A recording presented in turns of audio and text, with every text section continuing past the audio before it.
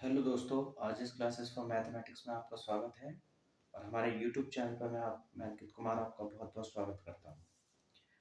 आज मैं मैथ की एक नई सीरीज शुरू करने जा रहा हूँ जिसमें उन बच्चों को काफ़ी हेल्प मिलेगी जो इस समय 10th क्लास में या 9th क्लास में पढ़ रहे हैं। इस पूरी सीरीज में अगर आप मेरे साथ जुड़े रहेंगे तो मैं ये श्योर कर सकता हूँ कि आपको आने वाले समय में मैथ्स में बिल्कुल भी कोई परेशानी नहीं होगी। इसी सीरीज को आगे चल ले जाते हुए मैं आपको बता दूं कि आज मैं एक टॉपिक लेकर आया हूं जिसका नाम है क्वाड्रेटिक इक्वेशन। क्वाड्रेटिक इक्वेशन आप सब लोग इससे बहुत फेमिलियर हैं। आप सबको पता है कि क्वाड्रेटिक इक्वेशन क्या है। और मैं भी एक बार बताने की कोशिश करूंगा, एक छोटी सी कोशिश रहेगी मेरी तरफ से कि मैं आपको बता सकूं कि क्वाड्रेटिक इक्वेशन है क्या वास्तविकता में। तो देखिए, देखते हैं क्वाड्रेटिक इक्वेशन क्या है और किस फॉर्म में होती है ये। देखिए, पहली बात तो मैं आपको बता दूं क्वाड्रेटिक का मतलब क्या होता है। क्वाड्रेटिक का मतलब होता है जिसकी पावर 2 हो, जिसकी हाईएस्ट पावर कितनी हो, 2 हो। पॉलिनोमियल में इसी पावर को हम डिग्री के नाम से जानते हैं। ठीक है, तो ठीक है, टॉपिक को शुरू करने से पहले हम थोड़ा सा इसका बैकग्राउंड जानने की कोशिश करेंगे। जैसे कि आप सब जानते होंगे और जो लोग नहीं जानते हैं वो अभी जान जाएंगे कि क्वाड्रेटिक इक्वेशन को सॉल्व करने के लिए का जो श्रेय है सबसे पहले बेबीलोनियंस को जाता है। बेबीलोनियंस, उनका नाम था बेबीलोनियंस। क्या नाम था उनका? नाम था बेबीलोनियंस। क्या नाम था? बेबीलोनियंस। ठीक है, बेबीलोनियंस। ये पहले ऐसे व्यक्ति थे जिन्होंने क्वाड्रेटिक इक्वेशन को सॉल्व करा था। और इन्होंने किस फॉर्म का क्वाड्रेटिक इक्वेशन सॉल्व करा था वो भी मैं आपको बता दूं। X square minus p x और plus q is equal to 0, इस फॉर्म का उन्होंने क्वाड्रेटिक इक्वेशन सॉल्व किया था सबसे पहले। ठीक है, आप समझ गए होंगे। ठीक है, फिर उसके बाद आते हैं हमारे ब्रह्मगुप्त जी। ब्रह्मगुप्त जी ने एडी 598, कितना 598 से 665 एडी के बीच में आए थे ये। ठीक है, ये इनका पूरा कार्यकाल था हमारे यहाँ पे। ठीक, तो इन्होंने क्या किया, इन्होंने इन्होंने भी अपनी कुछ इक्वेशंस रखी जिनमें सबसे मेन इक्वेशन जो इनकी मानी जाती है वो है, वो हमारे पास, वो उन्होंने हमें बताया इक्वेशंस के थ्रू। इन्होंने ब्रह्मगुप्त जी ने, किसने? ब्रह्मगुप्त जी ने, ब्रह्मगुप्त जी ने,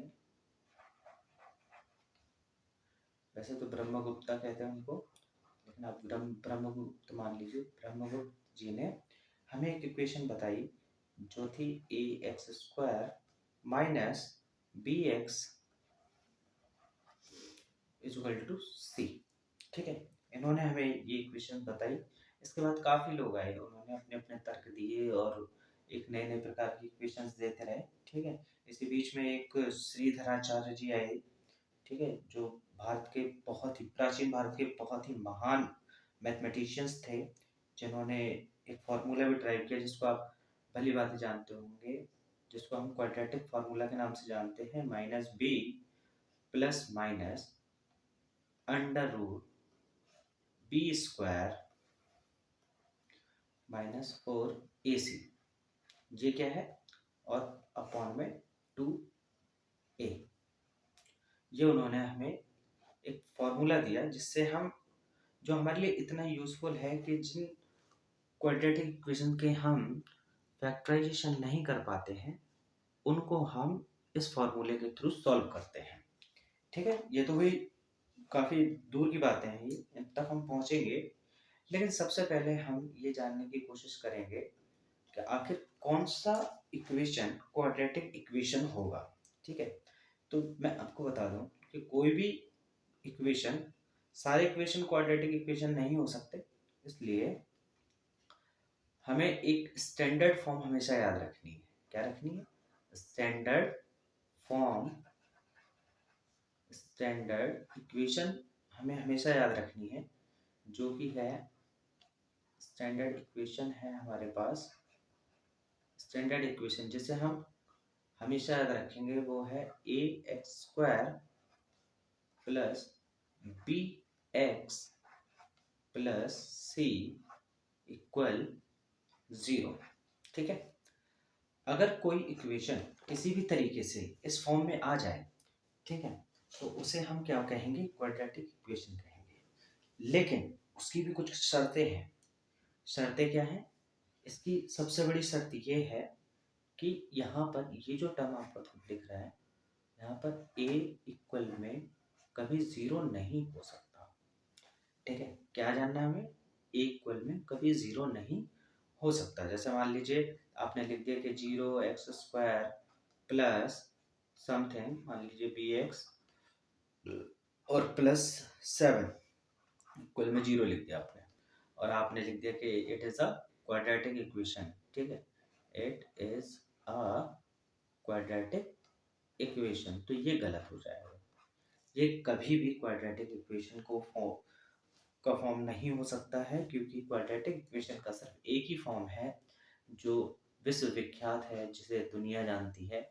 वो है a x square plus b x plus c equal to 0। Hindi medium वाले इसको द्विघात समीकरण के रूप में जानते हैं। देखिए, हिंदी से समझ में आ जाता है द्विघात क्यों कहा जाता है इसको, क्योंकि इसकी सबसे बड़ी घात, सबसे बड़ी पावर होती है वो 2 होती है। कितनी होती है? 2 होती है। तो सब लोग एक बार ध्यान से देखेंगे। ठीक है, इस हमने अभी देखा कि स्टैंडर्ड फॉर्म किसी भी इक्वेशन की क्या होती है, किसी भी क्वाड्रेटिक इक्वेशन की स्टैंडर्ड फॉर्म होगी a x square plus b x plus सी।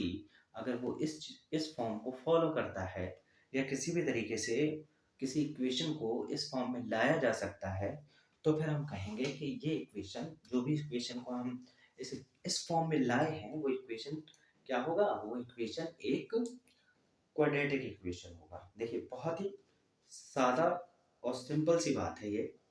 ठीक है, चलिए अब हम आगे बढ़ते हैं थोड़ा सा, और थोड़ी सी और चीज़ों को जानने की कोशिश करते हैं कि कैसे हम क्वाड्रेटिक इक्वेशन क्या है, इसके अंदर हमें क्या क्या पढ़ना है, इन सब के बारे में थोड़ी सी परिचर्चा कर लेते हैं। देखिए, जो क्वाड्रेटिक इक्वेशन है, आपको पता है, अभी अभी मैंने आपको बताया, जो क्वाड्रेटिक इक्वेशन है वो a x square plus b x और प्लस सी के फॉर्म में होती है, इक्वल टू 0। जहाँ पे मैंने आपको कंडीशन भी बताई कि क्या होती है, ए डज नॉट इक्वल टू 0। इसका कुछ एग्जांपल देता हूँ मैं आपको। जैसे एग्जांपल में अगर हम बात करें, तो ये हो सकता है एक्स स्क्वायर प्लस 5x और प्लस 6 इक्वल में 0। ठीक है, तो देखिए इस तरीके से क्या होगा, ये एक क्वाड्रेटिक इक्वेशन है, एक प्योर क्वाड्रेटिक इक्वेशन है, और ये मेरी बहुत फेवरेट है। जब भी मुझे कोई एग्जांपल देना होता है तो मैं इसी का एग्जांपल देता हूँ। चलिए अब आगे देखते हैं और क्या क्या है इसमें। देखिए, अगर मैं मान लूँ कि ये जो इक्वेशन हमें दी हुई है, ठीक है, और मैंने मान लिया कि यहाँ पे जब मैंने x की वैल्यू निकाली, तो आपको एक बात हमेशा याद रखना है कि अगर x पे 2 की पावर है, अगर x पे पावर 2 है, तो इस x की 2 वैल्यूज निकल कर के आएंगी। सपोज कर लीजिए हमने 2 वैल्यूज मान ली, एक अल्फा है और एक बीटा है। क्या है? एक अल्फा मान ली हमने और एक हमने मान ली बीटा। ठीक है, एक अल्फा और एक बीटा मान ली। तो इस कंडीशन में ये अल्फा और ये बीटा दोनों की दोनों इस इक्वेशन को, किस इक्वेशन को, जिस इक्वेशन के लिए हमने इसको मानी है, इस इक्वेशन को किसी भी कंडीशन में मतलब सेटिस्फाई करेंगे। मतलब अगर मैं इस अल्फा और बीटा दोनों, मतलब दोनों में से किसी की भी वैल्यू को उठा करके यहाँ पे रख दूं, तो फिर ये क्या होगा, ये इस इक्वेशन को सॉल्व, मतलब सेटिस्फाई कर देंगे। मतलब इसके इक्वल में क्या आ जाएगा, 0 आ जाएगा। ठीक है, रखने पर 0 आ जाएगा। ऐसे कुछ क्वेश्चंस मैंने आज कलेक्ट किए हैं और मैं वो आपको बताऊंगा अभी थोड़ी देर में। ठीक है, लेकिन अभी कुछ और बातें कर लेते हैं। अब देखिए, हमने क्वाड्रेटिक इक्वेशन के बारे में बात कर रहे थे, और क्वाड्रेटिक इक्वेशन मैं आपको बता दूं, किसी भी क्वाड्रेटिक इक्वेशन जो इस फॉर्म में होगी, a x square plus b x और प्लस c के फॉर्म में होगी। ठीक, ये c इक्वल टू 0 के फॉर्म में होगी। तो हम क्या करेंगे, इस ऐसे इक्वेशन को सॉल्व करने के हमारे पास तीन मेथड हैं। पहला factorization method, factorization method, factorization method. दूसरा है हमारे पास कंप्लीटिंग स्क्वायर मेथड। ये आप सब जानते होंगे इस मेथड को।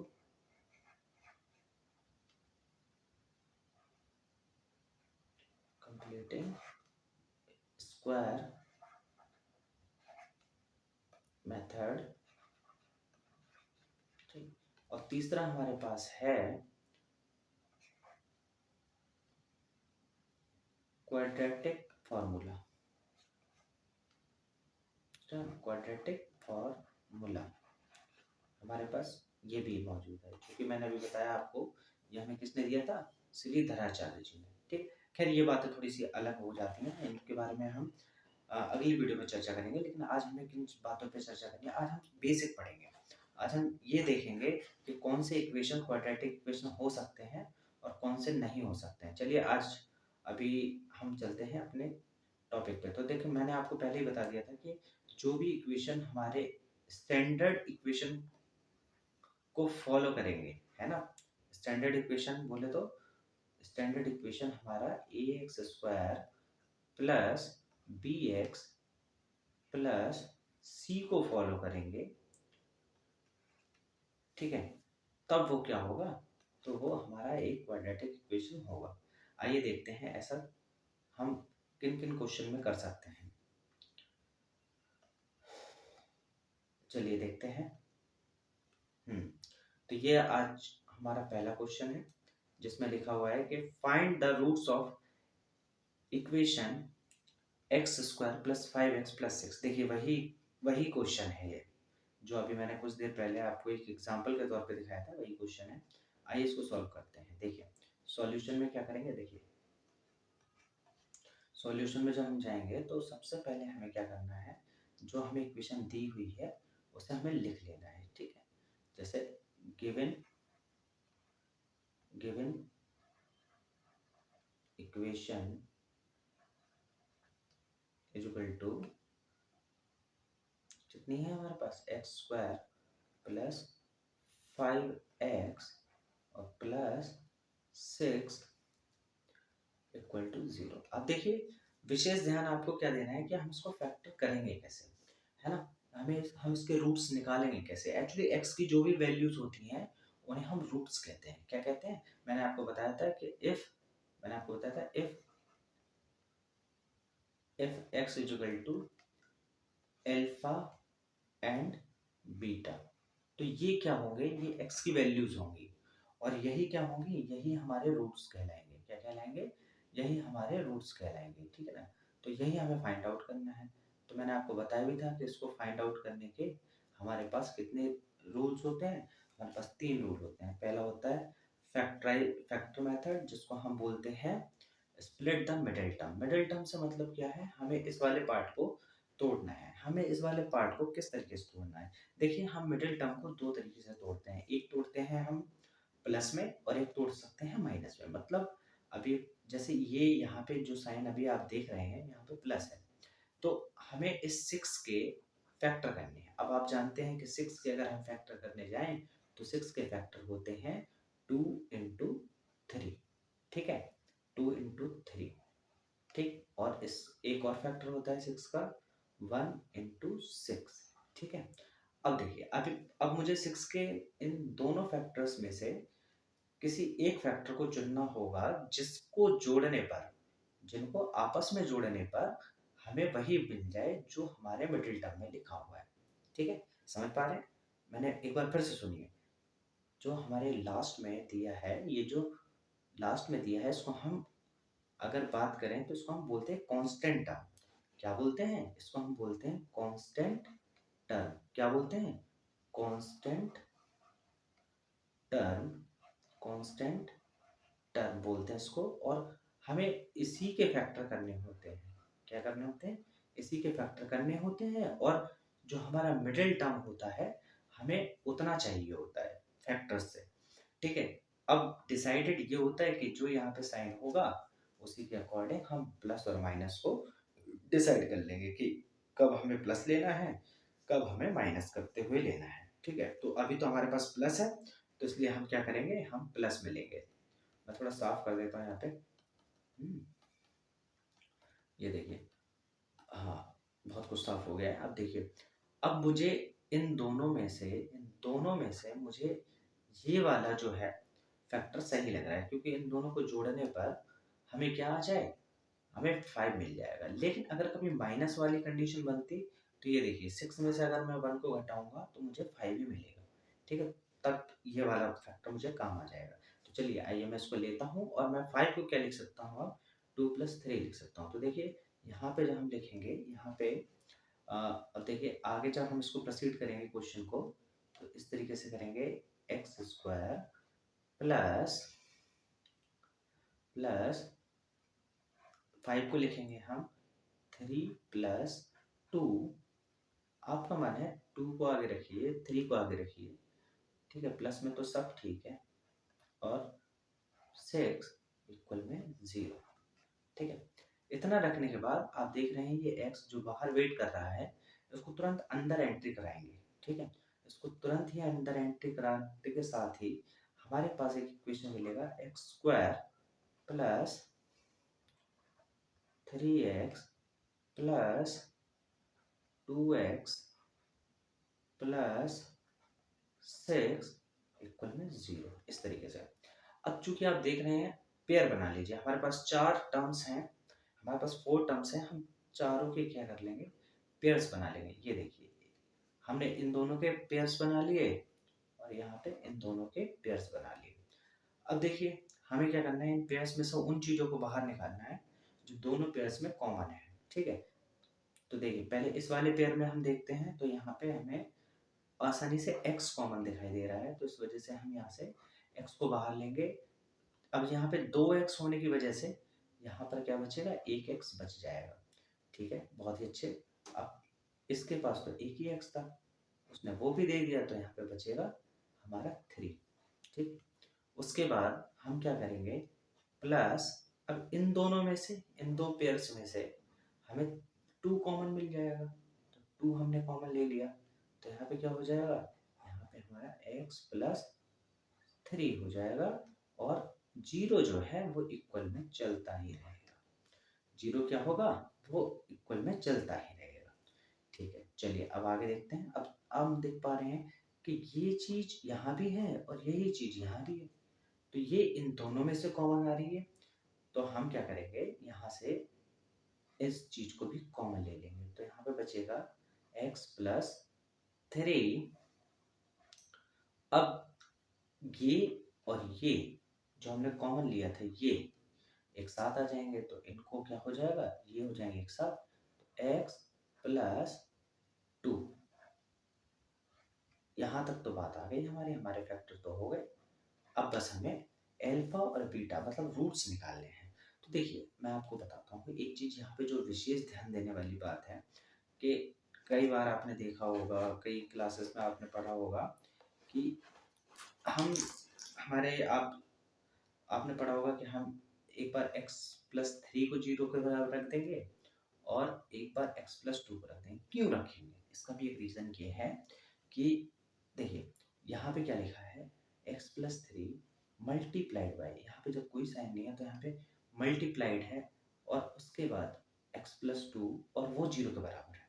मतलब कि x+3 और x+2 का जो मल्टीप्लिकेशन है वो 0 के बराबर है। ठीक है, किसके बराबर है, 0 के बराबर है। तो इसका मतलब तो ये हुआ कि 0 के बराबर तो तभी हो सकता है जब या तो ये नंबर 0 हो जाए, या ये नंबर 0 हो जाए, या दोनों नंबर 0 हो जाए, तो उनका मल्टीप्लाई क्या होगा, 0 होगा। जैसे आप समझिए, यहाँ पे सपोज करिए मेरे पास दो नंबर हैं, एक a है और एक हमारे पास b है।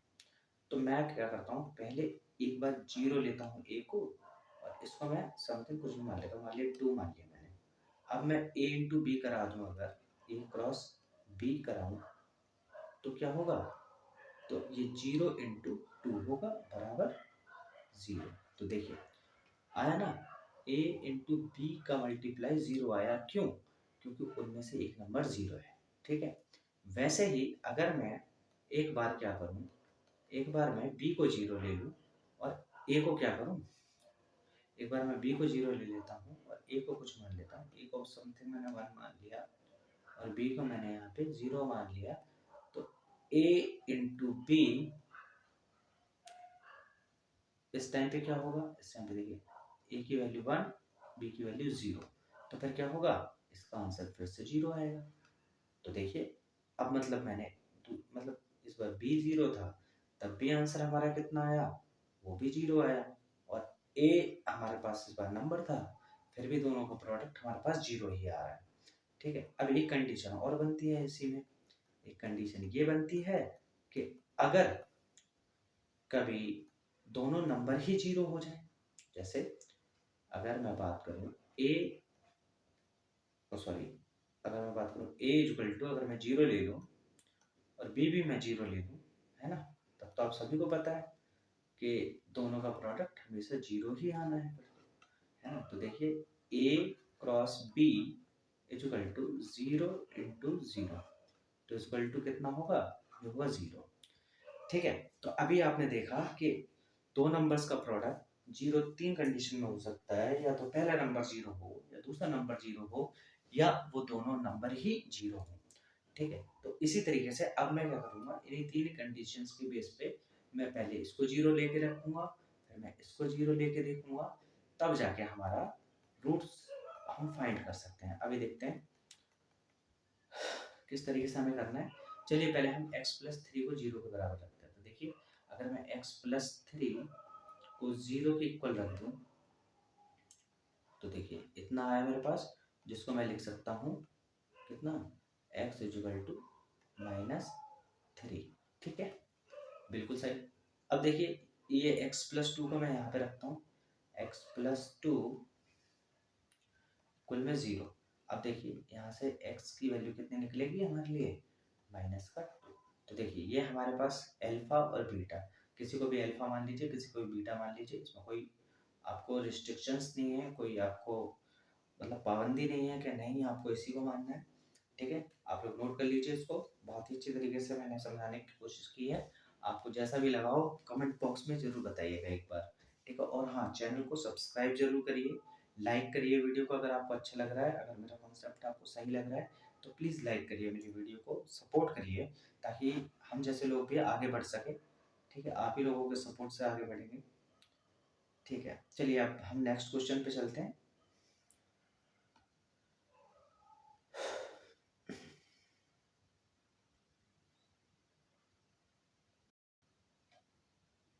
हाँ चलिए अब हम दूसरे अपने सेकंड क्वेश्चन पे चलते हैं। देखिए सेकंड क्वेश्चन में कितने पार्ट्स हैं। सेकंड क्वेश्चन में हमारे पास चार चार पार्ट दिए हुए हैं, जिनमें कि मैं आपको कुछ पार्ट करके बताऊंगा। ठीक है, और बाकी मैं आपको कुछ पार्ट करने के लिए खुद भी दूंगा। ठीक है, देखिए यहाँ पे देखिए मैं आपको पहला पार्ट बताता हूँ। इसमें पहले क्वेश्चन पढ़ते हैं, which of the following are the quadratic equations. तो हमें यही बताना है कि इनमें से कौन सा क्वेश्चन, मतलब जो कौन सा क्वेश्चन हमें दिया है, कौन सा इक्वेशन जो है वो हमारा क्वाड्रेटिक इक्वेशन है।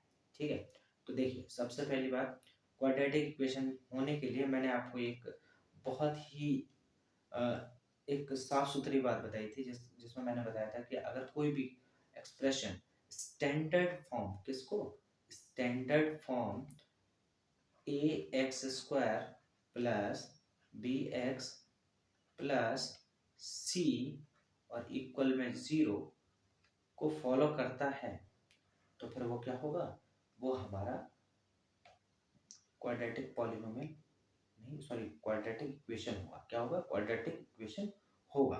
तो देखिए इस वाले फॉर्म में, इस वाले इक्वेशन में हम देख पा रहे हैं कि देखिए इसमें पूरी तरीके से, ये देखिए अगर मैं यहाँ पे कंपेयर करूँ तो यहाँ पे a की वैल्यू हमें मिल रही है 2 मिल रही है, और b की वैल्यू अगर मैं देखूँ तो b की वैल्यू हमें कंपेयर करने पर मिल रही है -3 √2, और c की वैल्यू हमें मिल रही है 6 +6।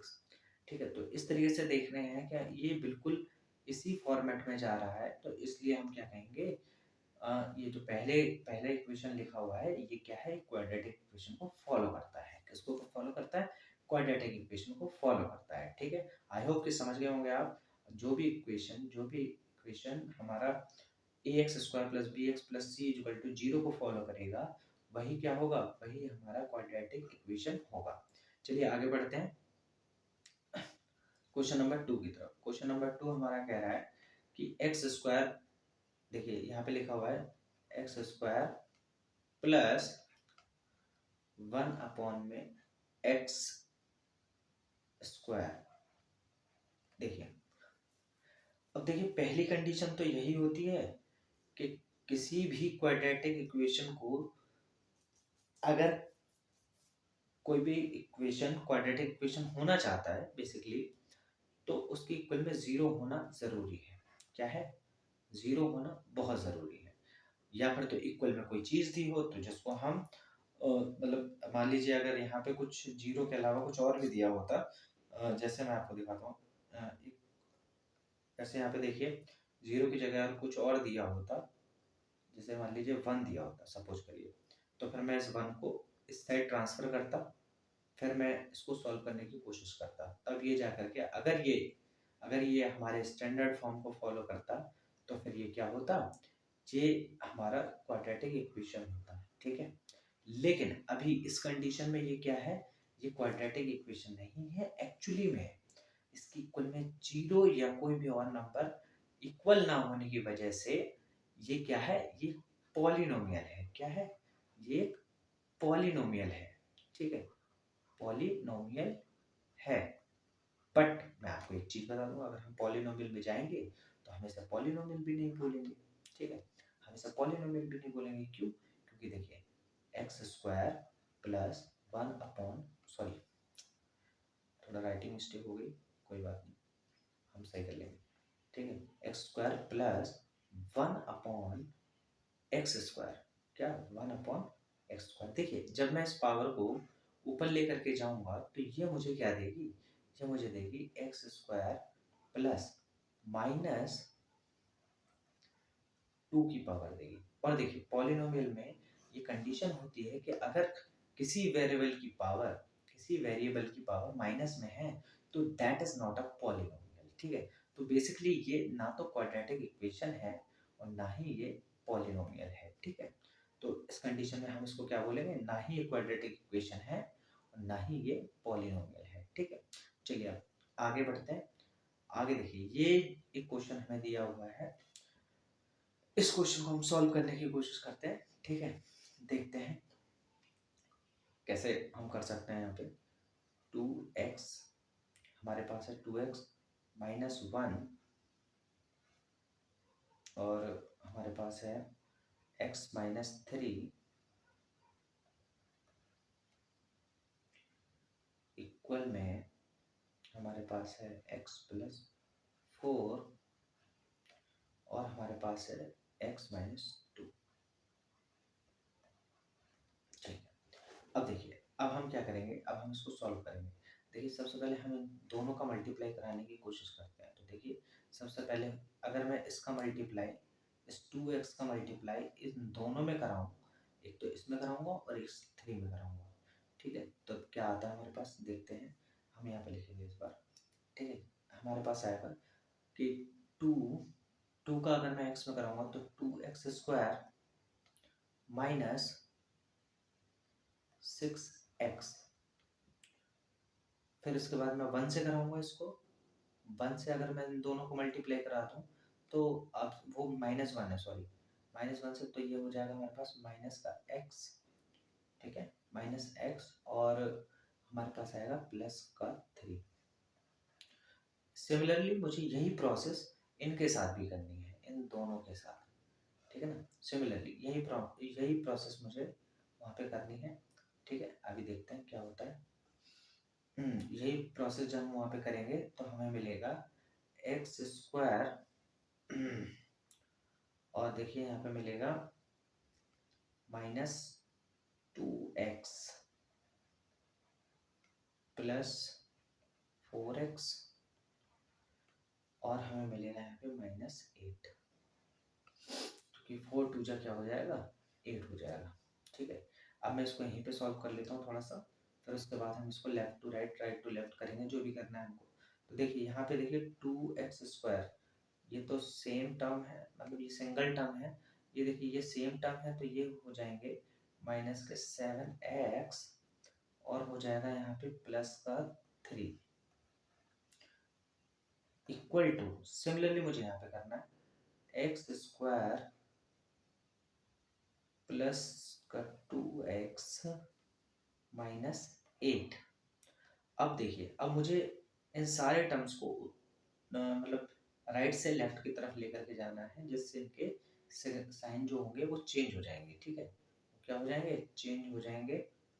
ये देखिए ये चेंज हो जाएंगे। तो देखिए अब मैं सेम टर्म को एक साथ रखूंगा, x², ये x यहाँ पे पॉजिटिव है, तो इस साइड जाने पर ये क्या हो जाएगा, माइनस हो जाएगा। तो ये हो जाएगा -x²। इसके बाद हमें क्या देखना है, -7x। अब हम यहाँ से 2x को उस साइड लेकर के जाएंगे, तो ये हो जाएगा -2x, ये पॉजिटिव है। अब देखिए इस -8 को मैं उठा करके उस साइड ले जाऊंगा, तो +3 और +8 = 0। इतनी कोशिशें करने के बाद अब हमारा आंसर मुझे लगता है आ जाएगा। देखिए ये देखिए ये हो जाएगा 2x² जो था, एक्चुअली ये घट जाएगा इसमें से x², तो ये कितना बचेगा, ये x² ही बचने वाला है खाली। ठीक है, यहाँ बचेगा x²। ठीक है, ये देखिए 7 और 2, ये देखिए माइनस माइनस प्लस, तो यहाँ पे हो जाएगा -9x, और यहाँ पे देखिए 3 और 8 को जोड़ेंगे तो ये हो जाएगा +11 = 0। तो यहाँ पे आपने एक चीज देखी कि ये जो जो भी हमें फाइनल आंसर मिला है, ये हमारे बिल्कुल स्टैंडर्ड इक्वेशन को फॉलो कर रहा है। जैसे ax² + bx + c = 0 को ये फॉलो कर रहा है। तो हम क्या बोलेंगे, it is a quadratic equation. It is a quadratic equation. ठीक है, दिस एक्सप्रेशन या दिस इक्वेशन जो भी इसने दिया है, वो हमारा क्या होगा, वो हमारा क्वाड्रेटिक इक्वेशन होगा। क्या होगा, क्वाड्रेटिक इक्वेशन होगा। ठीक है, चलिए आगे बढ़ते हैं।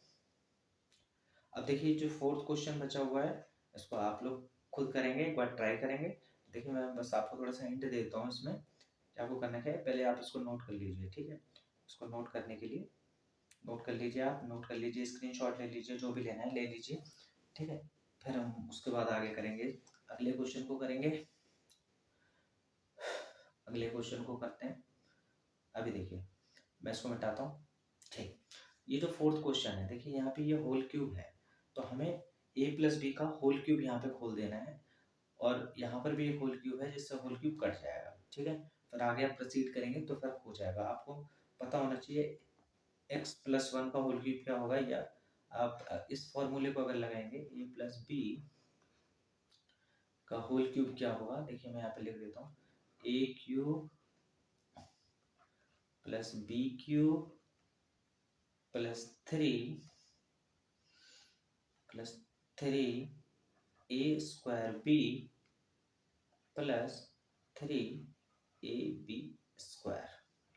ये फॉर्मूला आपको कई जगह पे ऐसे भी मिलेगा कि a³ + b³ + 3ab and a + b, इस तरीके से भी मिलेगा आपको। ठीक है, तो ये फॉर्मूला जब आप यहाँ पे अप्लाई करेंगे, उसके बाद आपका क्वेश्चन बनना शुरू हो जाएगा। ठीक है, इस क्वेश्चन को आप, इस फॉर्मूले को आप लिख लें और क्वेश्चन को करके देखें एक बार, और इसको कोशिश करें आप इसी वाले फॉर्म में लाने के लिए। स्टैंडर्ड फॉर्म जो मैंने आपको बताई हुई है, स्टैंडर्ड फॉर्म वो क्या है हमारे पास, ax² + bx + c = 0। ये हमारी स्टैंडर्ड फॉर्म है। इसी फॉर्म में आपको लेकर के आना है इस इक्वेशन को, जो मैंने यहाँ पे दिया हुआ है। ठीक है, चलिए अब आगे बढ़ते हैं।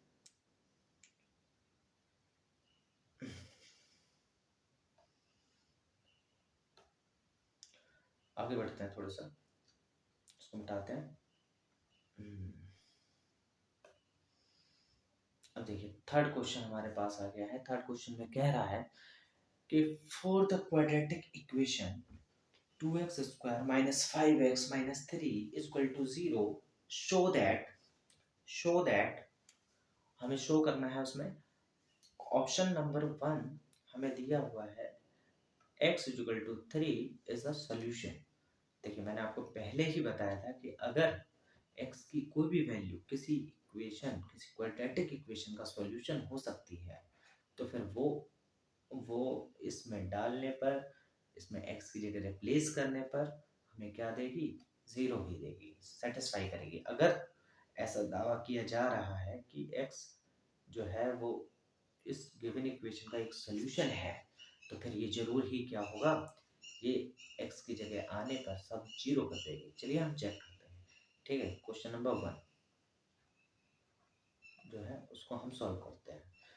तो देखिए गिवन इक्वेशन, जो हमें इक्वेशन दिया हुआ है, गिवन इक्वेशन जो है वो हमें दिया हुआ है 2x² minus 5x और प्लस -3 इक्वल टू 0। तो देखिए अब हम रखते हैं इसमें x की जगह पुट x इक्वल टू 3। हम x की जगह पे क्या रखेंगे, हम x की जगह रखेंगे 3। ठीक है, x की जगह हम 3 रख देते हैं। चलिए ये देखिए 2 और 3 का स्क्वायर माइनस 5, यहाँ पर भी x की जगह 3 रखेंगे और देखिए -3 इज इक्वल टू 0। ठीक है, अब देखते हैं क्या होगा। 2 इंटू 3 का स्क्वायर करेंगे तो 9 आएगा, माइनस 5 3 जा 15 हो जाएगा। कितना हो जाएगा, 15 हो जाएगा। यहाँ माइनस का 3 होगा, तो आप देख पा रहे होंगे और इक्वल में 0 चलना चाहिए ऐसा। ठीक है, अब देखिए यहाँ पे क्या होगा, ये होगा 18 और ये देखिए 15 और -3 और -3 मिलकर के क्या बनाएंगे, 18 बनाएंगे, जिसकी वजह से ये सब 0 हो जाएगा, मतलब 0 इक्वल टू 0। तो हम क्या कहेंगे, यस, हम कहेंगे yes x equal to 3 is solution of given equation। ठीक है, given equation। ठीक है, हमें यही बताना था और क्या हमने बता दिया। उन्होंने हमसे पूछा था कि क्या ये x इक्वल टू 3 है, वो सोल्यूशन है इसका या नहीं है। तो मैंने बताया था आपको कि अगर x की जगह पर हमें x की वैल्यू दी जाए और उसको हम रिप्लेस कर दें x से, ठीक है, और उसकी वैल्यू 0 हो जाए, पूरे इक्वेशन 0 हो जाए, तो फिर हम क्या कहेंगे कि वो जो x की वैल्यू हमें दी गई थी वो उस इक्वेशन की सॉल्यूशन है। ठीक है, चलिए आगे बढ़ते हैं। अब देखिए सेकंड क्वेश्चन भी लगभग ऐसा ही है, आप अटेम्प्ट करके देखेंगे एक बार। ठीक है, और आप पे होता है या नहीं होता है जिस तरीके से मैंने आपको बताया है। ठीक है, आप वो मुझे बताएंगे। उसके बाद आप अगर आपको नहीं आता है तो कमेंट बॉक्स में आप मुझसे इसकी हिंट ले सकते हैं। आपको भी क्या करना है, यही x, ये जो x दे रखे हैं जहाँ जहाँ पर, उसकी जगह पर इनको रिप्लेस कर देना है। ठीक है, उसको रिप्लेस कर देना है। क्लियर है? ठीक है, मैं चलता हूँ आगे की तरफ।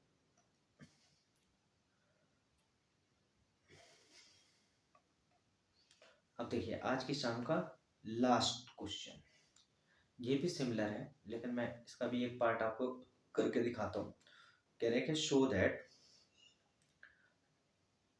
√2 and -2 are the roots of the equation हमें दिया हुआ है। तो हमें ये पता करना है कि ये इसके रूट्स हैं या नहीं है। ठीक है, चलिए अब हम देखते हैं इसको। ठीक है, तो सॉल्यूशन में जाते हैं। सबसे पहले हम दिया क्या क्या है ये देखते हैं। तो गिवन इक्वेशन है हमारे पास, गिवन इक्वेशन जो है वो हमें क्या दे रखी है, वो हमें दे रखी है x square plus under root 2 x minus 4 equal में 0। ये हमें दिया हुआ है, ठीक है। और हमें क्या दिया हुआ है, हमें दिया हुआ है and x equal to root 2 and 2 root 2, ये हमें दिया हुआ है। तो हमें क्या करना है, पहले हम x इक्वल टू रूट 2 रखते हैं, ठीक है। Put x equal to under root 2, ठीक है। क्या रखना है, अंडर रूट 2 को हमें x की जगह पे रखना है, ठीक है। हम रख देते हैं, ये देखिए जैसे ही रखेंगे तो अंडर रूट 2 का स्क्वायर और प्लस यहाँ देखिए अंडर रूट 2 इंटू इस x की जगह पे, जहाँ पे ये वाला x है, इसकी जगह पे भी हम क्या डालेंगे, अंडर रूट 2 डालेंगे और माइनस 4 जो हमें दिया हुआ है, और ये इक्वल में 0 है, ठीक है। अब हम देखते हैं, देखिए आप देख पा रहे होंगे, आपने 9th क्लास में पढ़ा होगा कि अगर अंडर रूट 2 का स्क्वायर किया जाए तो उसकी वैल्यू 2 ही आती है, ठीक है। उसके पीछे भी एक लॉजिक है, वो मैं आपको बताऊंगा 9th क्लास की क्लासेस में, ठीक है। जिनका बेसिक कमजोर है वो उस क्लासेस को भी ज्वाइन करें, ठीक है। यहाँ देखिए ये अंडर रूट 2 का मल्टीप्लाई अंडर रूट 2 के साथ ही होना है, मतलब ये भी एक टाइप का स्क्वायर ही है, ठीक है। तो इसका मतलब भी क्या होगा, 2 होगा। और यहाँ देखिए माइनस का 4 तो है ही, ठीक है। तो ये देखिए ये कितना है हमारा, 4 माइनस 4 इक्वल में 0, इसके इक्वल में भी 0 था, तो देखिए 0 इक्वल में 0। तो हम क्या लिखेंगे, यस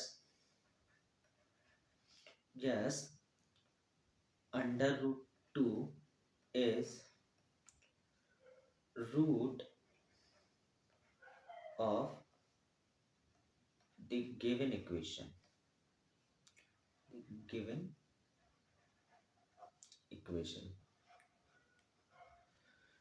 ठीक है जी।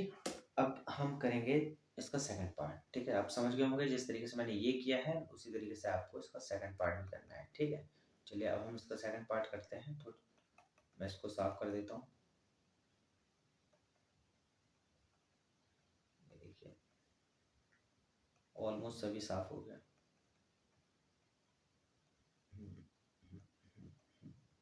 अब देखिए, अब मुझे x की जगह पे क्या डालना है, 2 रूट 2 डालना है, ठीक है। क्या डालना है, 2 रूट 2 डालना है। तो देखिए यहाँ पे मैं डालूंगा 2 रूट 2 और इस पूरे का स्क्वायर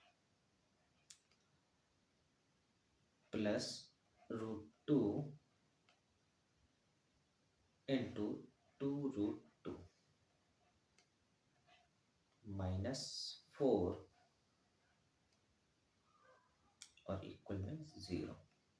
आइए देखते हैं यहाँ पे, देखिए जब मैं इसका स्क्वायर करूँगा तो ये वैल्यू कुछ बनेगी, जैसे 2 का स्क्वायर अगर मैं करूँ तो 4 बन जाएगा, और रूट 2 का स्क्वायर होगा तो 2 बन जाएगा, प्लस रूट 2 तो है ही हमारे पास। देखिए रूट 2 का अगर मैं रूट 2 के साथ मल्टीप्लाई करा दूँ, मतलब इसका इसके साथ मल्टीप्लाई करा दूँ, तो आप जानते हैं यहाँ पे क्या बनेगा, 2 बनेगा। कितना बनेगा, 2 बनेगा, ठीक है। और देखिए यहाँ पे 2 into 2 minus 4 is equal to 0। अब देखिए यहाँ पे 4 इंटू 2 अगर मैं कर दूँ, 4 इंटू 2 अगर मैं कर दूँ तो ये हो जाएगा हमारा 8। और जैसे ये 8 होगा वैसे ही यहाँ पे कितना हो जाएगा, यहाँ हो जाएगा 4 माइनस 4 और इक्वल में 0। अब देखिए यहाँ का ये 4 से 4 तो खत्म हो जाएगा, यहाँ बचेगा फिर भी 8 which is never equal to the 0, ठीक है। तो हम क्या लिखेंगे, नो, हम लिखेंगे no 2 root 2 is not a root of given equation,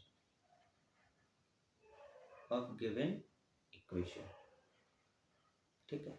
देखिए इस तरीके से हमें ये क्वेश्चन सॉल्व करने थे। देखिए मैंने आपको 4 क्वेश्चन अभी तक सॉल्व करके दिखाए हैं, ठीक है? आई होप कि आपको समझ आया होगा, आपको थोड़ा बहुत आनंद आया होगा, आपको कुछ चीज़ें नई सीखने को मिली होंगी। अगर सीखने को मिली है तो ठीक है, अगर नहीं मिली है, अगर आपको वीडियो अच्छी नहीं लगी है, तब भी बताने में झिझकिएगा मत बिल्कुल भी। आप कमेंट बॉक्स में इसके बारे में खुल के लिखिए, ठीक है? क्योंकि आपके जो भी कमेंट्स होंगे वो पॉज़िटिवली लिए जाएँगे और उन पे वर्क किया जाएगा, ठीक है? आइए देखते हैं आगे क्या है। ओहो! तो आज हम जो 4 क्वेश्चन की सीरीज़ हमारे पास आई, ठीक है? उसको हमने अच्छे से सॉल्व किया है और अच्छे से हमने देखिए सारे क्वेश्चंस अ, देखे हैं और जो भी क्वेश्चन में आपको अगर डाउट आता है, तो आप हमें व्हाट्सएप भी कर सकते हैं। व्हाट्सएप करने के लिए हमारा ये नंबर है, हमारे ये दोनों नंबर मैं आपको बता देता हूँ कौन-कौन से नंबर हैं। 1 मिनट। जी, हमारी एक तो ये 9044882895 ये वाला जो नंबर है, ये देखिए, ये जो नंबर है, ये आपको मिल जाएँगे व्हाट्सएप पर, ठीक है? तो इनसे आप क्या कर सकते हैं, इनसे आप कॉन्टैक्ट कर सकते हैं, ठीक है? क्लासेस को जॉइन करने के लिए भी आप इनसे कॉन्टैक्ट कर सकते हैं। ये हमारा ये मेरा दूसरा नंबर है, ये हमारी कोचिंग का दूसरा नंबर है, ठीक है? ये भी व्हाट्सएप पे है, ये व्हाट्सएप बिज़नेस पर है और ये व्हाट्सएप पर है, ठीक है? तो आप जो है इनमें से किसी भी एक नंबर पे कॉल कर सकते हैं, ठीक है? और मैं आपको बाकी इन्फॉर्मेशन जो भी होगी आपको चाहिए है, वो आपको कमेंट बॉक्स में नीचे लिख देनी है, ठीक है? आई होप कि आपको ये सेशन थोड़ा-सा अच्छा लगा होगा, थोड़ा-सा पसंद आया होगा। पहली मेरी कोशिश है, थोड़ा-सा मुझे सपोर्ट करिएगा, ठीक है? ठीक है, बाय-बाय, मिलते हैं अगले दूसरे वीडियो में। हम इसका पार्ट 2 भी जल्दी लेकर के आएँगे, ठीक है?